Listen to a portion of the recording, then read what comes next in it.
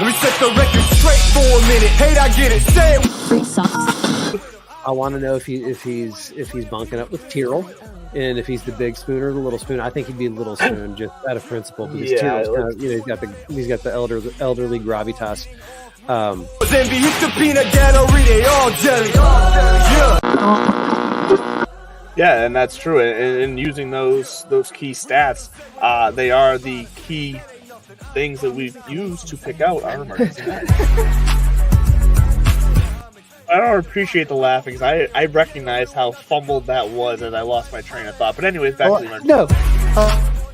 Wait, what was that? I like that you came back to start it off fresh. We're gonna do it live, damn it. 3, 2, 1. Real legend never die. Still with the business, you should probably let it lie. Side 4 and 9, that's Korea suicide. What's up, everybody? Hey, it's Tuesday here on Divots and Pivots, and yes, I'm coming in hot. I'm coming in on fire, because it's been nonstop afternoon here for myself.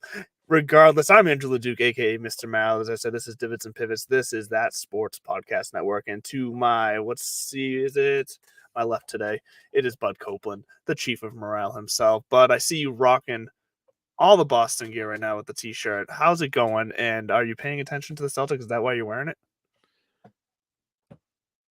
Sorry, World War III is going on upstairs. The intern just found out that we're cutting back her PTO and is furiously throwing a protest, which is in vogue right now, I guess, in our living room. So apologies for any kind of nonsense in the background. I am wearing it because it's a Jason Tatum t-shirt that I got when he was either a rookie or his second year. Kyrie was still on the team. My little brother was in town. We went to TD Garden, and I had a Kyrie t-shirt and I had a Jason Tatum t-shirt, and he was the one who was like, I think I would go Tatum. I think he's gonna be around longer. And sure enough, he was right. So I am. I said, this is why I love New England. It's times like this. I grew up in the South. I played a lot of golf, obviously. But we didn't. When I grew up, there were no professional sports teams. When I grew up, there were no, but honestly, hear me out. There were no professional sports teams in the South. There were the Atlanta Braves. That was it. The next closest thing, you had the Miami Dolphins down there. We had the Tampa Bay Bucks, but I'm saying for baseball, it was the Braves. That was it. And then you had a couple of football teams. So living, in New England, being this proximity to Boston and having the teams the way they are also helps. It's just fun when they're playing well. I know dick about basketball. I know that Jason Tatum's on our team. I know where TD Garden is. Been to some games. I know how the game works. But my point is, I don't follow too much of it. And then all of a sudden, when people are like, "Oh God, the Celtics are in the playoffs," I'm actually all of a sudden. Saturday night was the first time that I had actually tried to watch a hockey game. Fell asleep. Let's go. Fell asleep. Oh. But I woke up at like 4 a.m. to take a leak, and I looked at my phone, and all I saw on the ESPN app was like, was it Pasternak? Pasternak. But everybody just calls him Pasta, which I think is Pasta. Let's go, Pasta. Fucking Pasta. That's all I could see everywhere on social media.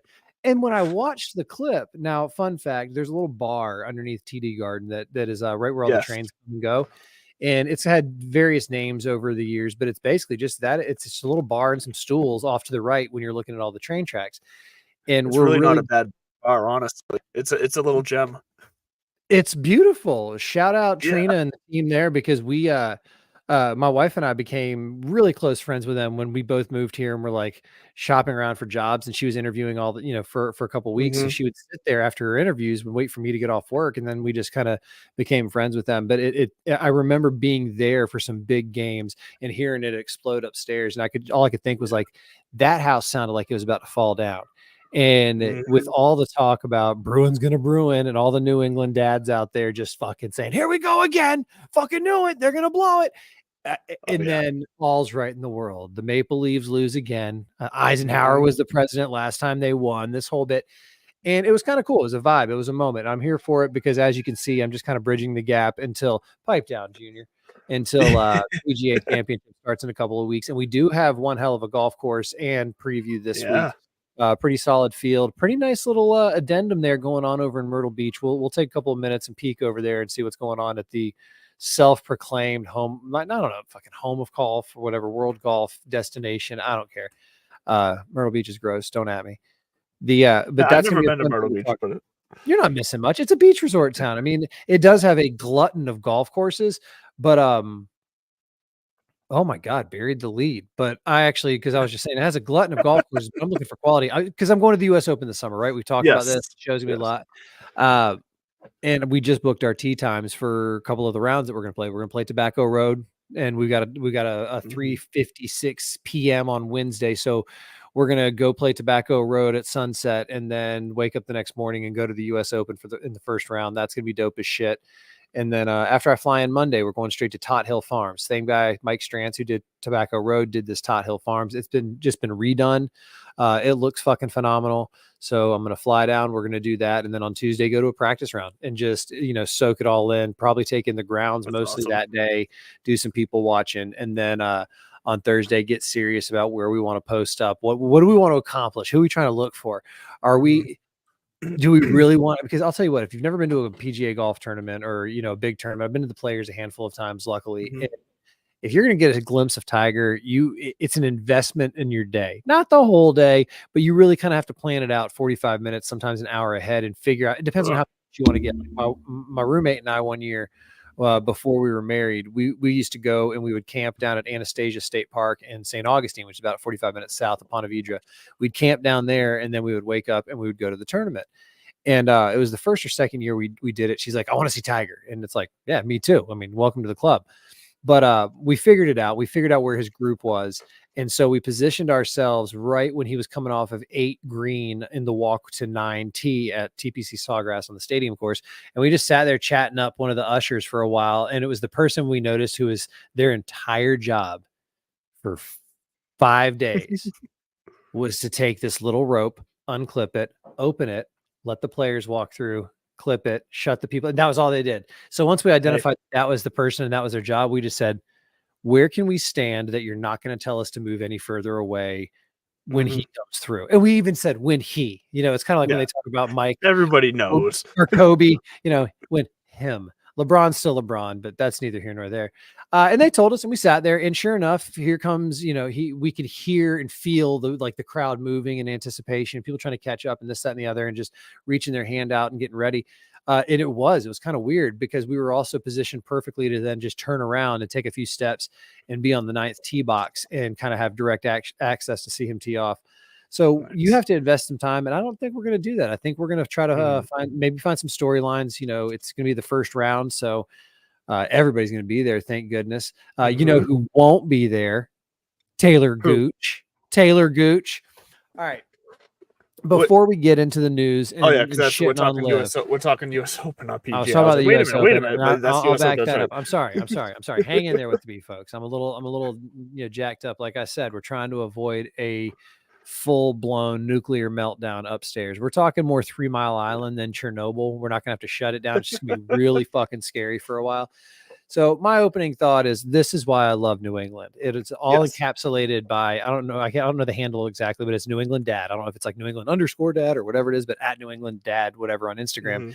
And he just posted it. And that's what stood out. I guess my plans for the week. And it was just, Sunday night Celtics, Monday night Bruins, Tuesday night Celtics, Wednesday night Bruins, Thursday. I was like, this is why you live in places like New England for weeks like this in the sports world. So speaking of New England sports, hell yeah, I haven't watched it, but your opening thought apparently has something to do.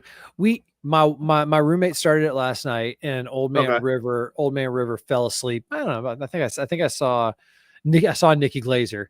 And Nikki Glazer smashed. I'd like to smash Nikki Glazer. She was absolutely amazing. And what really kind of stood out too, because Randy Moss got sent up there like a sacrificial lamb afterwards. And no matter how much you can prepare and write for these people, there's an art to that delivery. You saw it right there, and you even saw how Kevin Hart was like, "Oh my God, that was not just well written, that was well delivered." That was the cadence, and he was saying it out loud, almost fanboying right in front of us all. Yeah. And then I did kind of say, I asked the roommate, Nikki Glazer hall pass, and she gave me one. So Nikki, if you're out there, holler at your boy. Sorry, honey. So you tell me though, what was your take? Did you watch this thing? Because it just says roasting goats on the rundown, which I appreciate the brevity. So talk to me, Goose. What did you think about this roast that I got to finish? This was So I've seen most of the old Comedy Central roast that they used to do. For me like Jeff Ross the is an Rob old Lowe friend. one was. Oh yeah, like the Rob Lowe one was always up there for me. The Peyton Manning one was not Peyton Manning, sorry. Didn't get his own. He was on the Rob Lowe one. I apologize. The Justin Bieber one I thought was also funny. Like as a whole, Pete Davidson was fucking hilarious. Exactly. There's been some great roasts in the day. This one took easily the winner, the best I've ever seen. And I'm sure there's some very early on roasts that, from the 90s or whatever that were also like raunchy and edgy and raw like this one was, that are probably up there that are probably I don't know, man. Probably like going to get, added at for saying that. But this was the best roast I've ever seen. And if you haven't watched it yet, and you haven't been spoiled by the clips on TikTok, Instagram, whatever, I beg you to not watch the clips. Just skip past them, because I think you got to watch it real time. Well, not real time, obviously, but watch it through, and so that you can see one thing after another. Because yes, it was 3 hours long. I did not realize it was going to be that long. It turned out to be a much later night than planned, but God, it was so worth it. 3 hours. That was. But 3 hours where I've not laughed so hard in a long time. And Randy Moss, tough spot. That's a tough spot. And I also don't think Randy Moss would have had the best delivery anyways. And he was the worst, but I wouldn't even say that I've seen worse flops at roasts before. Right. I wouldn't even throw him in the same category as the worst flops. He just wasn't anywhere near as good as everyone else, but the other players were pretty fucking good too. That's what shocked me. The players were up there just crushing it as well.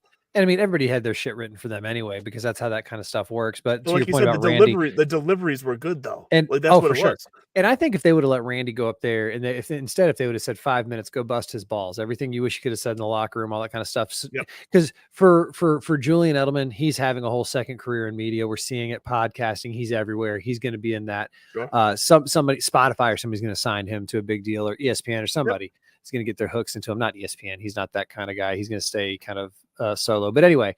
But I think if they would have let Randy just kind of be Randy and tell some funny stories, because I've seen him do that on other podcasts.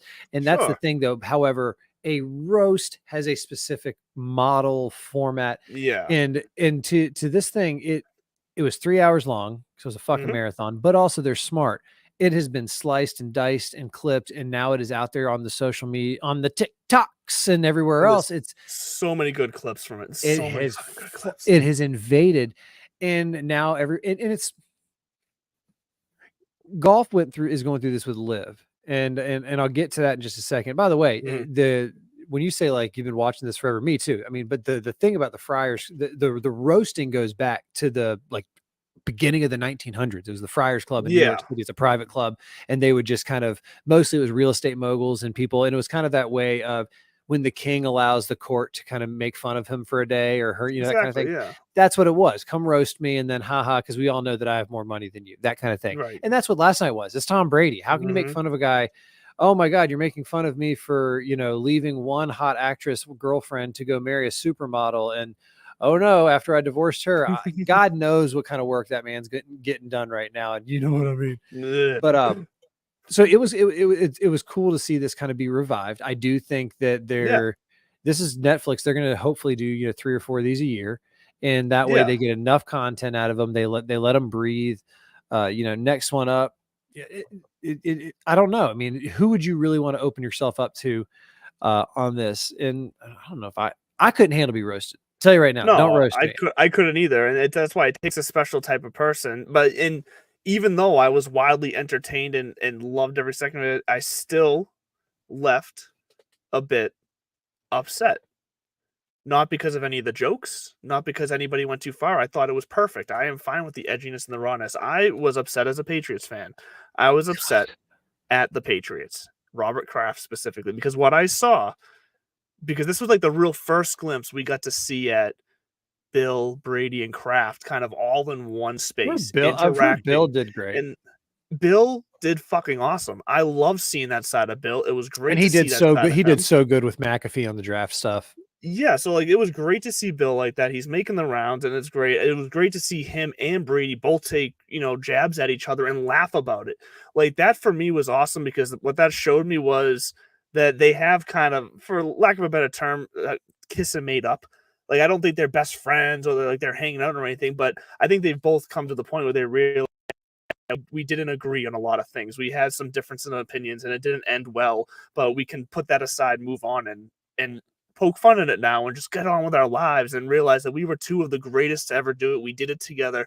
That's special. What pisses me off was Robert Kraft acting like he didn't just fuck over Bill so much with that Apple TV documentary they put out, The Dynasty, which I'll admit, I'm going to preface this with I haven't seen because I don't have Apple TV. I have seen plenty of clips from it. I've heard plenty of clips from it on TikTok, on the radio, whatever. So like, I get the gist. I've heard enough to know that they absolutely tore the man apart and basically blamed any little thing that went wrong in the last 24 years of New England Patriots football on Bill, basically. And for Robert Kraft to sit there at that roast and try to kind of act like he was all set with Bill. And meanwhile, when everybody gives Robert Kraft a standing ovation right before he gets the mic, my eyes went straight to the side of the screen that I knew Bill was at. I'll tell you what, Bill did not stand up for that standing ovation. The only man in that entire arena that did not stand up. And to the point where Julian Edelman, who was sitting right next to him, you see Julian, because they don't zoom in on him. They don't show it a close-up. They were smart. They didn't want to bring that type of heat. But you can see, where Bill is on the stage. And you can see there's a gap of someone standing. There's no one standing there. And you can see Julian Edelman looking down at him, almost begging him to stand up and like, come on, come on. Bill never stood up. Bill's pissed. Deservedly so. And it pisses me off that Robert Kraft kind of let this happen. They just trashed him on the way out. As a Patriots fan, that makes me mad. That doesn't change my opinion that, I think it was time for Bill to be done. Doesn't change my opinion of that. But you don't got to kick the man while he's down. What if that's accurate though? What if Bill, by the way, I haven't seen it either, but what if the connotation's all correct and this is the truth? Bill was a dickhead. Bill was awful. Bill was the reason that all the bad things happened. But it's almost like a toxic relationship in a band, right? You can have the lead singer and the lead guitarist. I mean, Simon and Garfunkel went through some rough times, right? But at the same time, you can do wonderful things. And then you have this skeezy manager who everybody hates giving him a cut because of what he really, really is like. Sure. But at the same time, we know we can't do anything without him. So we kind of do it. That's kind of like one of those relationships. And now they're like, okay, enough time has passed. We're sure water over the bridge or under the dam or wherever the hell the water goes. That said, for people like yourself and the Uber fans, this is the first time they're getting to see it. So they haven't processed it yet. It's almost like a death where, when you're the first one to find out about it, you get to process it first. And then when you start telling everybody, and they're like, oh my God, I'm so sorry to hear that. And they're like, I'm beyond that now. Like, we can talk like normal humans. But he barely had his bags packed and they came out with that documentary. Like, they didn't, there was no time to let it settle and let people get realistic with their emotions and think about they went right in. They came flying out with that documentary. I don't blame Bill for being pissed.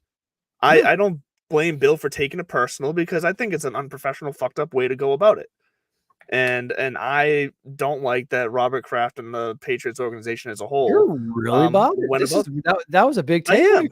Yeah, I'm very bothered by it because I didn't like because then you see Robert, because this is something that I think the fans started to see over the past few years. Hate flow through you. I think we started to see Robert Kraft doing a lot of lip service, not in a massage parlor. We saw him just doing a lot of talking out of both sides of his mouth where he's just trying to make everybody happy.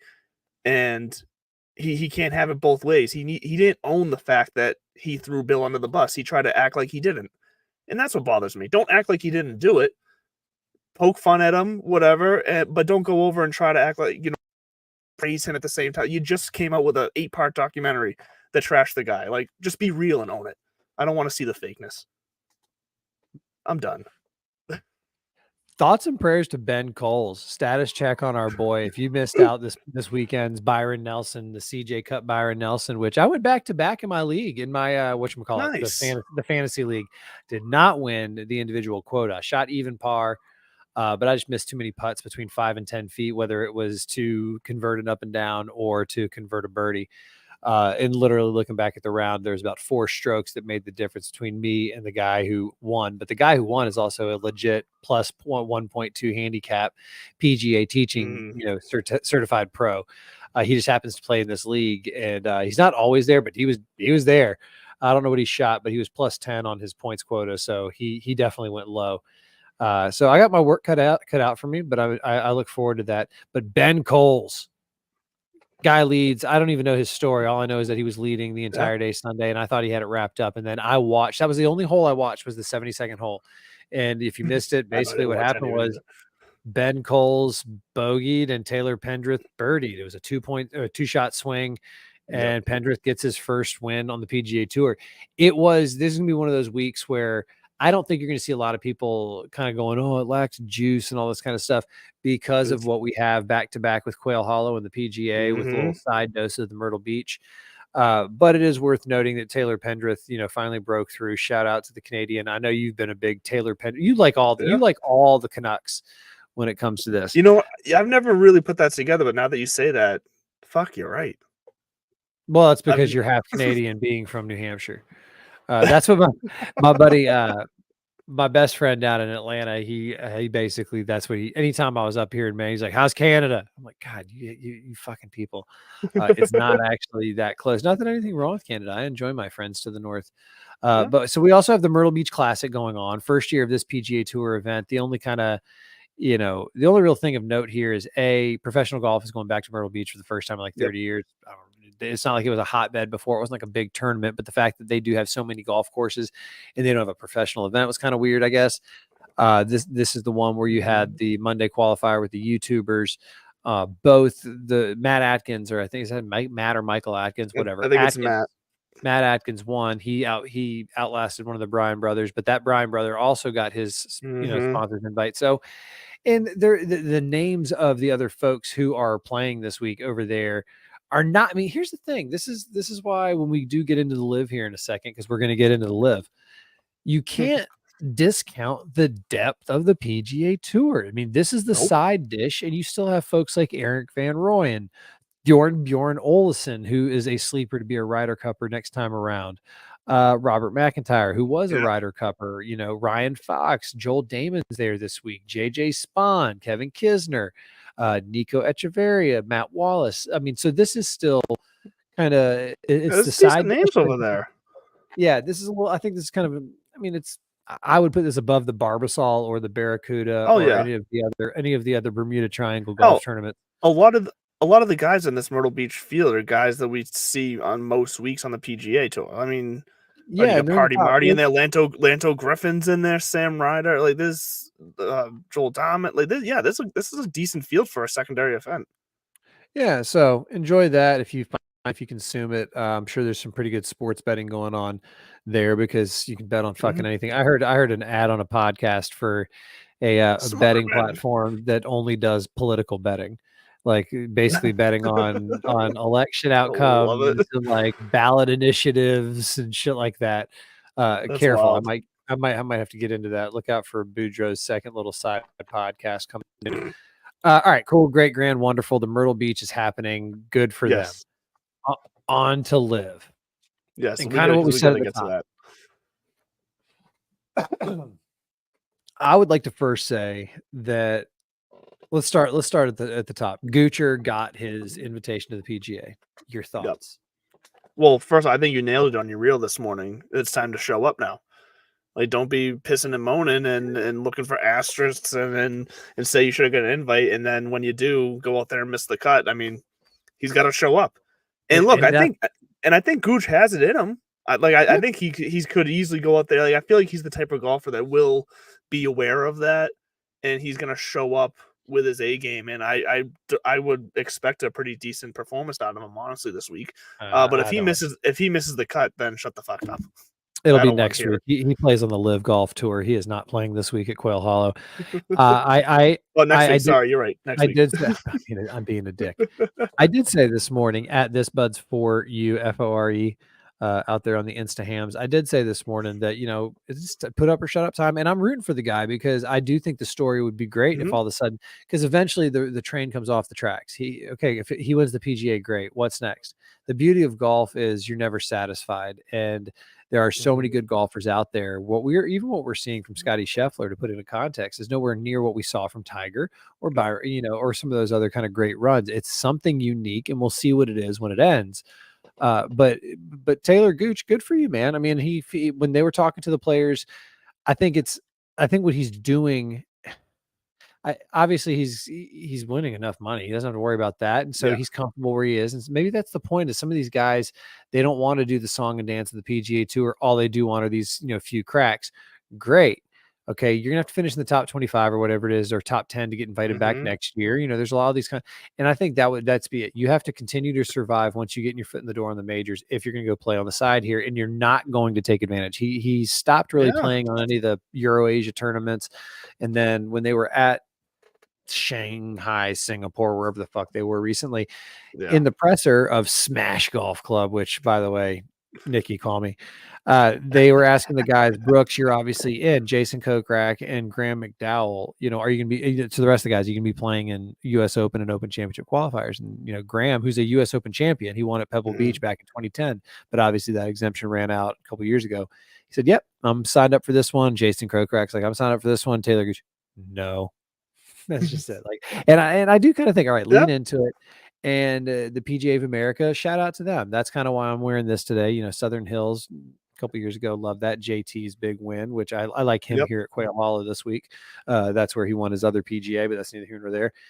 They were like, all right, dude, we hear you, we see you. We normally invite the top 100. Right now, I think Gooch is sitting at 656 solidly in the official World Golf Rankings. And so he's taking the route of, I'm just going to do the extreme holdout. Like he is not the 656 best golfer in the world. I'm not going to be that arrogant or ignorant to be like, we all know that. Hey, that's what the number is. He is. It's kind of like he's a top 100 talent. 100. He's a top 50 talent. Yeah. It's kind of like Brooks. It's kind of like Bryson. Wherever he slipped out of, cut that in half. That's probably where he is. That kind of thing. Sure. And I don't mind that, because they are one-offs. When you talk about the thousands of people that are into the system, you know what? You are one-offs.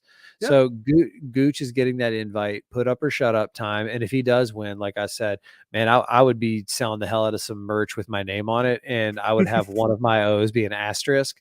And then when I won another major, I would make the other O an asterisk. That's, right there. I would put the asterisk. I would own that because you said it. So now you kind of have to be like, I am the outlier. I'm the asterisk. I know I'm the one that you didn't account for, and, I'm not factored in. So if you're going to go that way, great. Phil, you're a fucking idiot. We're back to hating on Phil Mickelson. Oh my God. What the fuck is he? He's doing the thing again where he's going, we need to figure this out. We need to figure this out. Not enough of these live players are in here. And what's going to happen next year when even more PGA Tour players come over, and then even more of those guys aren't showing up, huh? And then he wrote, fuck around and find out. It's like, that's where that's where the arrogance come out. And that's what you kind of deleted it. He deleted it, of course, but not fast enough. No, it's the internet. Come on, there's bots out there tracking you. If you're famous like that, there's the moment you touch your cell phone, there's some sort of bot that is tracking every your keystroke to see if you do something illegal and or racist, whether it's part of the government or some sort of private, entity. So Phil, I get what his point is. He's trying to cheerlead and rah-rah for his team. I still say, because of the vastness of talent right now, and especially here in Mass Golf Association, shout out Mass Golf. They're doing a great job on their social media, keeping us abreast of people from Massachusetts who are playing in U.S. Open qualifiers, and how their performance is going. And also it's championship season for them. I got a couple qualifiers coming up pretty soon. And so they're kind of showcasing just how many other people are out there. You're not that unique. You're a moment in time. Brandel Chambly said it, okay. And when these exemptions run out, Brooksy has a good head start. I mean, he's got so many of these fucking majors in such a short period of time that his kind of revolving right now, his PGA is for life.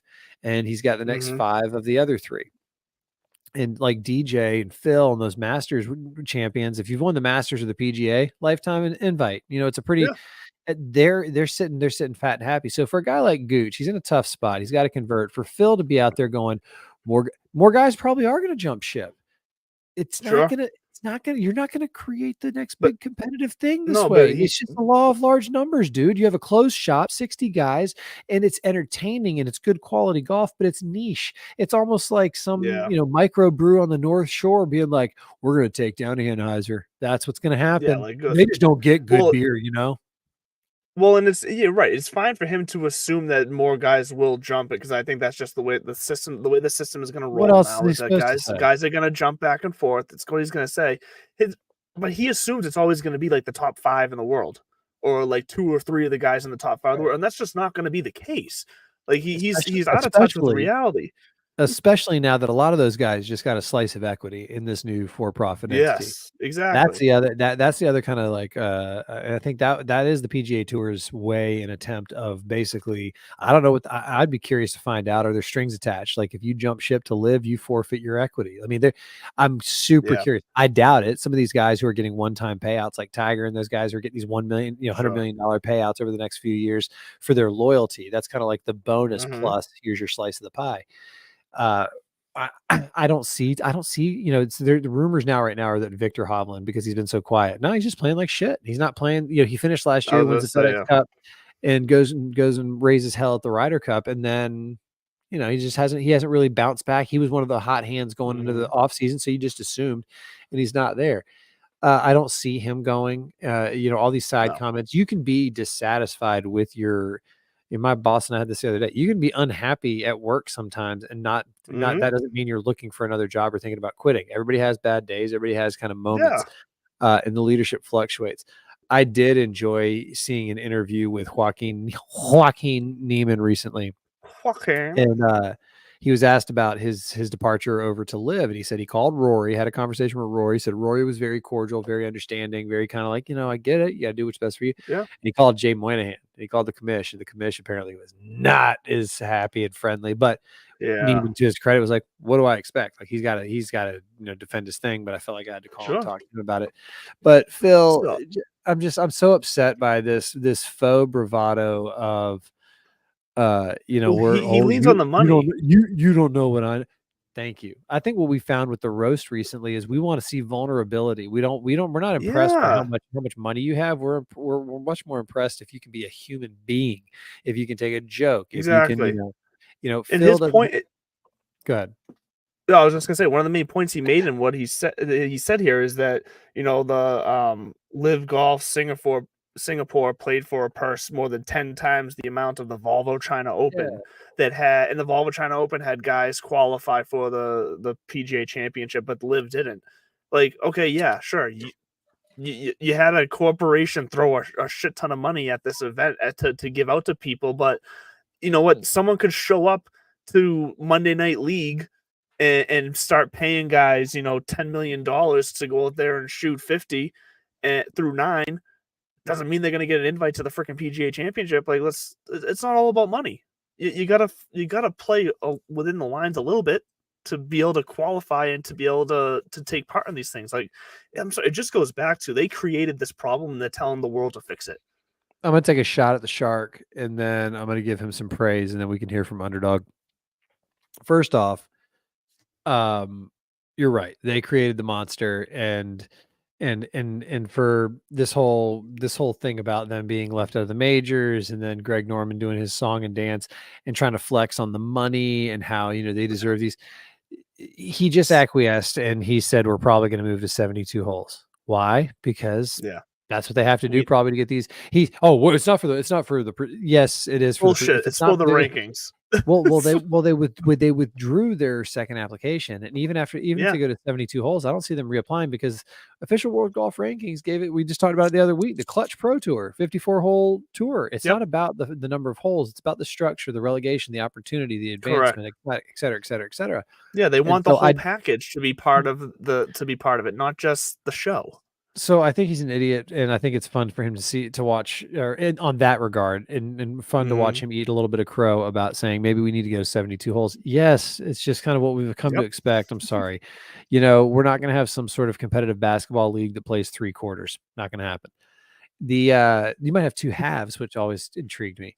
The thing he did say recently that he's teasing or at least musing about in the PGA Tour already does it, which he says is starting to buy golf courses and starting to have each team have its home golf course. Now, that's interesting. Well, and this is what I said about TGL, the reason that TGL might work. I still was leery about the fact that the golf wasn't going to be played physically in the city. Sure. But we're seeing on social media, there's a little bit of a following and they're growing. And we'll get to them in a second. But he did say, how cool would it be around the world if each one of these teams had a home golf course? He's like, and he is right. The PGA Tour, the TPC network of courses, that's owned by the PGA Tour. That's why some of these golf tournaments are played at TPC this and TPC that. And that's why it's called the Tournament Players Club. Correct. And so he's got a point. And instead of having it, instead of these being live golf courses, which that's where I think he's wrong. I don't think you necessarily with live need to have.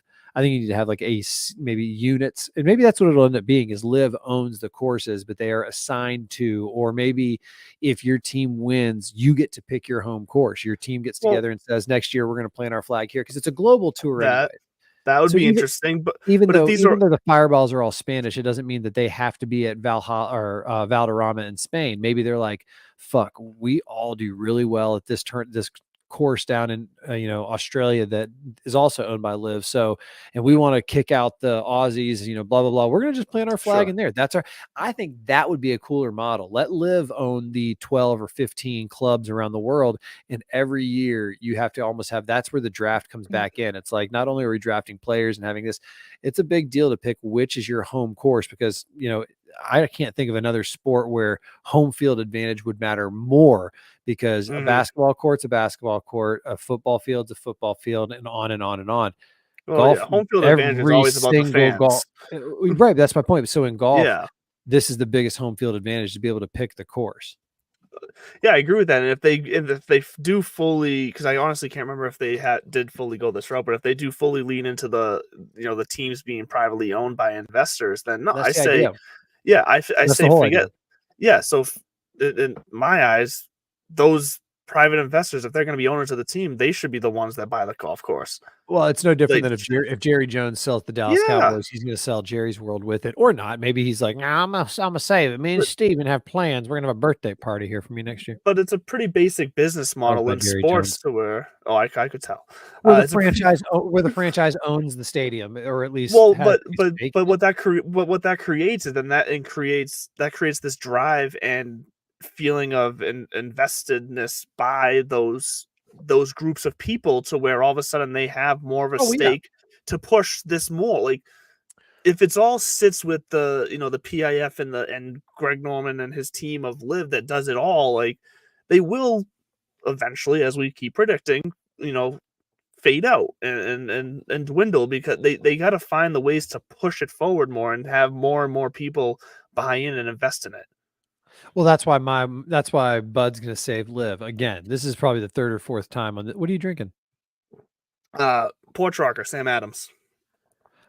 We are open to paid sponsor agreements, Sam Adams. So hit us up. I'm not ashamed to say I'm trying something, a Dr. Pepper, zero sugar, strawberries and cream. Yes, because when I think of Dr. Pepper, I think they need to add comments and you can shove it. No, because when I think of Dr. Pepper, I think, oh, why not 2 more flavors? Like it's already like a fucking smorgasbord of flavors in there. It's a little bit absurd, but then again, so am I. The C's were up by 10 at the half. They are now up by 11. With 5:49 left in the third. That's what I've been saying all along, though. If Live, so here's how I'm going to save it. Go with my model. Live owns all the clubs and the courses and everything. Even the owners of the teams, they get a slice of it. So I mean, it's not like just figure out the money another way with because who wants to manage these properties and everything? If I'm the owner of the team, I don't know if I want to manage the property and manage the golf course too. I just want the name and the brand and the players and everything comes along with that. So you figure that off on the side. But Live owns, 16 of these clubs around the world, pretty decent properties, or at least they have an agreement. Like Trump would probably love to continue to have one at Doral or Bedminster because that's just kind of his nature. And so, you either have an agreement, kind of a lease type of deal, or you own these clubs and then the teams get to pick and they get to plant their flags wherever they feel most comfortable. So it is a strategic aspect of it. They can have a lot of fun with this. And I think they're going to continue to do it. I think you're going to see more Adrian Maronks and kind of Tyrrells where they're just going to go quietly over there and play their golf. And the battles have already been, it's true. Phil and Bryson, they took all the slings and arrows. Now we're kind of over it. I just get annoyed more than anything when I see Phil pop up and try to revive old shit. Like, listen, dude, you got your game. You're doing your thing. Keep going and having fun with it. it is what it is. And the fact that your players have to kind of grind a little extra harder at these lower tier tournaments to get the points they need, so be it. You are playing in a smaller, less competitive atmosphere with, less risk, more reward, and that it just in that part of it. And so, yeah, sure, some of the other kind of accoutrement of professional golf and being successful is going to go to the wayside. That is a lot of time on live for a week that has a course like Quail Hollow. So let's hear from Underdog and we can get back to real golf. Fantasy Sports Corp and Underdog Fantasy have teamed up to start your fantasy season off in the win column with Best Ball. What is Best Ball? It's quite simply the easiest way to win. No team management, no trades, no waivers. It's their biggest contest ever and it has only gotten bigger. You simply have to sit and win. You don't even have to set your lineup. Always get your best score every week. Just enter a contest, draft your team, and Underdog will do the rest. What could make this even better? How about free money, up to $100 using our exclusive promo code? Go online now and use the promo code DIVPIV to double your deposit up to $100. You tell them Gingerbread sent you. Good girl. Gingerbread always coming through in the clutch. And we had some things to say on the TGO, but I think at this point we'll save those for next week because we went a little. The only two comments I had were I noticed that Tyrrell is still a frog. I thought when he jumped ship to live, but maybe this is kind of that sign of like, hey, we can have agreements. We can, we don't have to be one or the other. So cool. I like having Tyrrell here in Boston. Go Frogs, go. Well, it could also just be a sign that the way Tiger and Rory are viewing it is exactly how we view it. That this is going to be a fun exhibition business deal. It really affiliations don't matter. This is a Wednesday night skins game. Why are we getting overly involved? We're gonna have fun with it, and it's a beer league. We'll have T-shirts made, etc. I'm a little. I got to get some frog gear if I'm really going to lean into the home team. But the brand whore in me is really, really into the San Francisco Golf Club, whatever they're calling it, the Bay City or the Bay Area. Well, they signed Ludwig Aubert. He was like the last big kind of like, holy shit, that guy's there. But Jupiter Links has some pretty cool looking stuff too. But shout out to those marketing teams. Not that I'm not with the Frogs. I just, my parents, when they lived in Williamsport, Pennsylvania, they were part of a mug club at the Bullfrog there downtown Williamsport. Shout out Little League World Series. Quail Hollow Golf Club. All right, so this started out as the Wachovia or the Wachovia, but Wachovia Bank, the Wachovia Bank back in 2003. Quail Hollow has been around for a little bit longer than that. Famously, though, 2017 hosted the PGA Championship, won by JT, hosted the President's Cup in 2022, won by the United States. It's going to host the PGA again next year. So this is kind of fun. We're going to get Quail Hollow into the PGA, and then Quail Hollow is hosting the PGA next year. And it might be the last time we see Quail Hollow. Nope, not Quail Hollow. Sorry. Might be the last time we see Wells Fargo, because Wells Fargo's sponsorship agreement runs through this year, and then they probably won't play this tournament next year. A lot of times, if they're going to have a major at a course that's a part of the normal rotation, they'll host the tournament somewhere else, or they just won't host it that year altogether. So look out for that. You rarely see the double dip. You'll see it at Torrey Pines. You'll see the Farmers, and then you'll see the U.S. Open later on that year. But other than that, you rarely. And then the Pebble, you'll see the Pebble double dip sometimes with the AT&T and the U.S. Open. But even then, that's when the USGA gets to get their teeth in it for 6 months. So Quail Hollow is a monster of a fucking golf course. 7,500 yards on a generous day. 74 really most of the time. But they can stretch still only a par 71. Par 71. And it's known for its closing holes, the green miles, 16, 17, and 18. And it's a beast. These are traditionally some of the toughest closing holes on tour. 504, 505 yard par 4 on 16, a 232 yard par 3 on 17, and then another 500 yarder. It's like 495 on 18. And on 18, there is a creek running on the one side, then through the middle, and on the other side. So the nerves are going. And the thing about this golf course, which leads me right into my key 3, is you have to be long and straight. And it's tough to do that in this game. But I mean, the guys who can figure it out, it's hard. That's what they say about this golf course. That's why Look for people who've won here before. I think course, strokes gained, course knowledge is going to be a big one this week. People who are comfortable here. So look out for Rory McIlroy, look out for Max Homa, these former winners. Look out for Wyndham Clark. He won here last year, which kind of launched him into the stratosphere. So I like him a lot this week. But I'm going to keep it simple, and that's because that's what the experts are saying to do. So obviously, and actually it was Data Golf. I've been leaning on Data Golf to complement my Fantasy National knowledge. When I need to splice a hair, sometimes I like to get an outside consult. So I went over to Data Golf to see what do they narrow down their model to? Because Fantasy Nationals you got to tell us what you want your model to be, and then we'll make it perfect for you. So I just needed that help. And I know I like ball striking. I know I like putting. And what do you know? They showed that last year strokes gained approach, strokes gained putting. Those were the two of the three big ones. The next one that Wyndham Clark led the field in and helped him win the tournament was strokes gained tee to green, which is just a fancy way of saying who is the overall package, who is just beating everybody on kind of those macro level, parts of the game, ball striking, putting, and then just managing that ball from the tee into the cup. So you look at the history of the winners here: Wyndham Clark, Max Homa, Rory McIlroy, Max Homa, Jason Day, Brian Harmon. James Hahn is the only kind of outlier there in the last 6-7 years where you're like, and even Jimmy Hahn had a little run of greatness. So look for a big name. This is a signature event. The field is kind of elevated here. There's going to be no cut. That's another thing you got to look at when you're setting your lineups this week. Don't be scared. People can still have value depending on what format you're playing going into Sunday.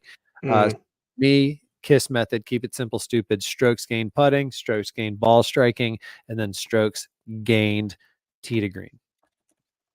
I like it. I'm actually, as I told you before, my research was a bit last minute this week. So you know what? Hold on real quick. When you texted me that, all I thought to myself was, good. Sometimes a week like this, we have a big field in a familiar form where even guys with shitty course history, sometimes they circle this and they're like, whatever I do, I'm going to make the cut, or I'm going to top 10 at Quail Hollow because I want to set myself up for the PGA. So I almost thought this is going to be one of those weeks where he cleans my clock, because it's like it's almost like in the golf world, you don't touch the clubs for 6 months and you're like, I don't know, I'm a little rusty, and then you go out there just smoke it day one, and then the wheels fall off. So tell me what's going to look like before the wheels fall off. That's actually what happened. Just quick side note, because I went to the driving range today for the first time this year, and my very first I saw the video. Yeah, so my very first swing, because I started with the wedges, my very first swing, pitching wedge, I just went out there. I was like, just kind of get loose, wiggle around a little bit, and then I'm just going to step up to it and see what happens. And I swung, and I hit it pure. I hit it, the distance I expect, and I hit it straight. I said, oh, fuck, okay. And then about 5 in a row after that, I topped, I sliced. It was like, okay, there it is. But you're right. Sometimes when you just step up there. But look, my key three is actually very similar to what has been really the last couple of weeks. We're just on this swing of courses that I feel like are just kind of play similar.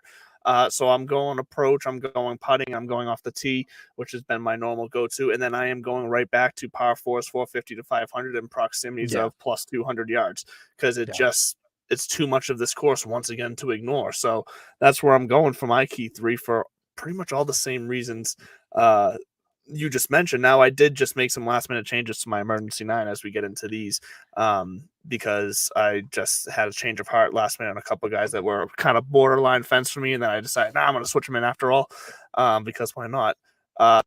So let's just get right into it, because we're running out of time. Let's get right into our emergency 9.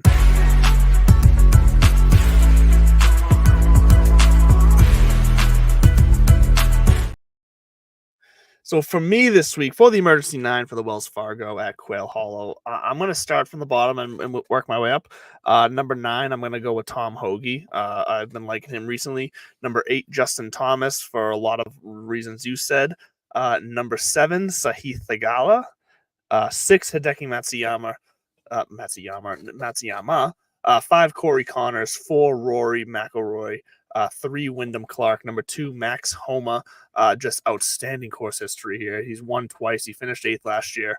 And then my number 1 right now, it just feels like he's going to get a win this year, Xander Schauffele. He's getting way too close.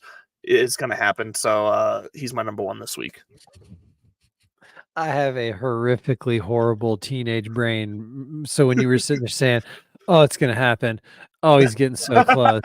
He's almost there. That's what she said. That's what she Yeah, said. it's beyond that. I don't think there's gonna be any shock that there's a lot of crossover in our nines this week because, Yeah. like I was saying right before, a lot of this comes down to familiarity, course history, etc. And we kind of tipped our hands there. But Yeah. I'll do the same, and I'll start with number 9, Max Homa, because of his course history. Number 8, Justin Thomas, again because of his course history and familiarity, and he's been playing better. Shane Lowry at number 7 Yep. because of the way that he's a ball striker, and he can hit it long and straight, and he can play in tough course conditions, as we saw at the Open.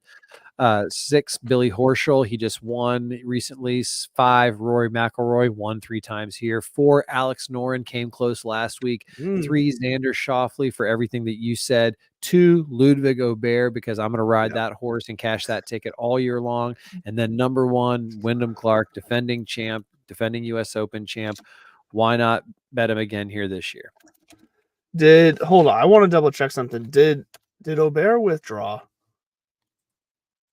I could. Ludwig Aubert one day ago withdraws from the Wells Fargo Championship. Fuck off. I thought What? I thought I saw that. And I wanted to double check because he said it's a lingering soreness in his knee.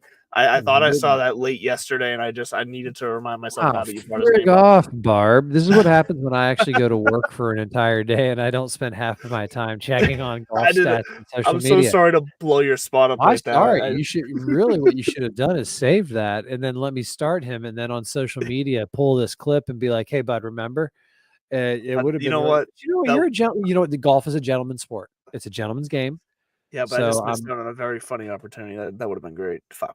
Yeah, but you're nicer than I am. See, I would have absolutely done that to you in a heartbeat.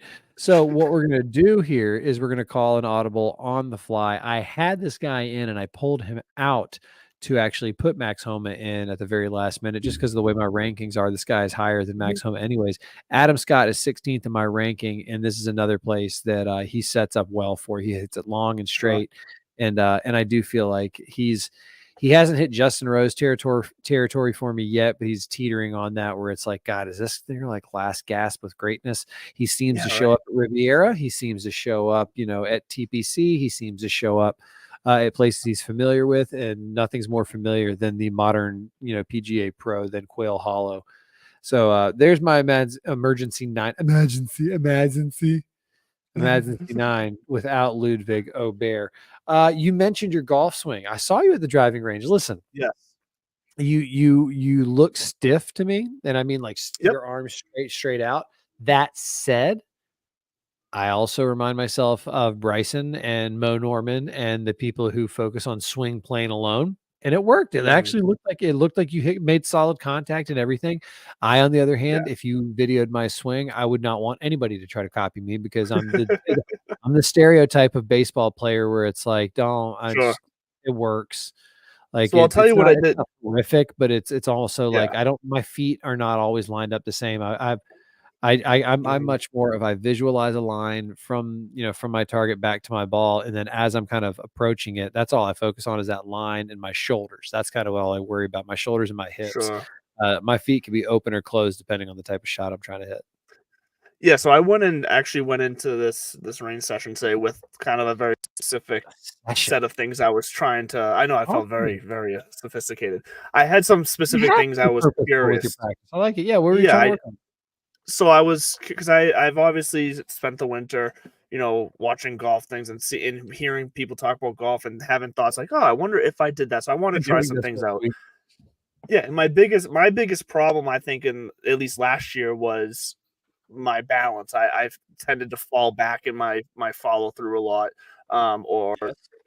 just it was causing some terrible upswing and slicing and all that jazz.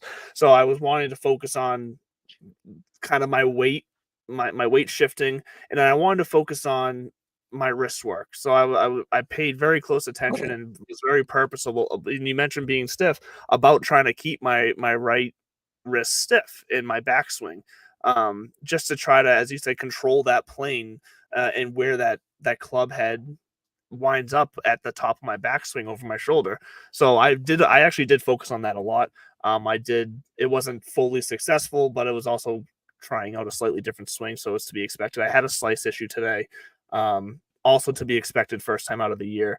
So it is what it is. But there was a few shots that made me feel a little bit of confidence. And what I'm building up to is I'm playing in a charity tournament in a month from now. Oh, let's go.